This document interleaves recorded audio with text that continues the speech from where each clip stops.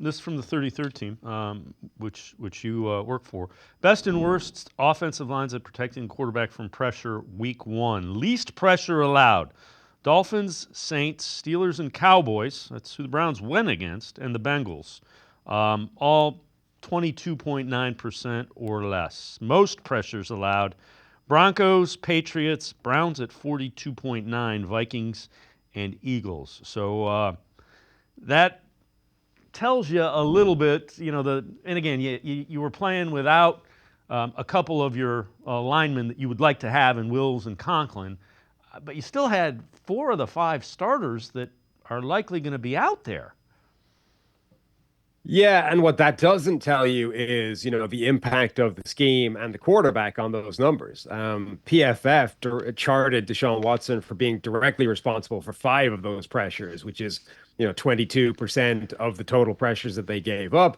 And then there's an additional layer of pressure that Deshaun Watson contributed to by holding onto the ball for an extremely long time. You look at the difference in average time to throw between Dallas, for example, and Cleveland, and it's night and day. Dallas and Dak Prescott got the ball out of their hands quickly because they knew they were going up against guys like Myles Garrett, whereas Deshaun Watson held onto the ball, and consequently Micah Parsons and the rest of that Dallas defense were able to have a field day and really generate a ton of pressure against. I mean, it was the starters primarily that gave up a lot of that pressure, not necessarily the backups that were coming in. So, yeah, a problem across the board where the scheme, what it is, and Deshaun Watson playing quarterback, it's making the offensive line part of the problem as well.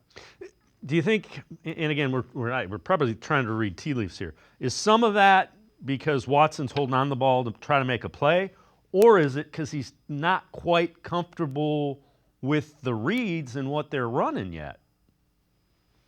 I think Watson has always tended to be that type of quarterback. His average time to throw has always been one of the longest in the NFL, even when he was playing his best football. So I think it's just part of the package with Deshaun Watson. He's always going to hold on to the ball a long time.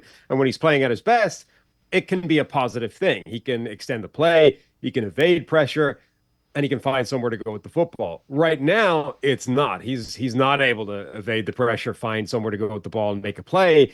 It's just stressing the pass protection, and he's just inviting more pressure, which is only increasing the problems that he's dealing with because he isn't able to find somewhere sensible to go with the football most of the time now. So I think it can be a positive for him when he's playing his best, but right now it's definitely a negative.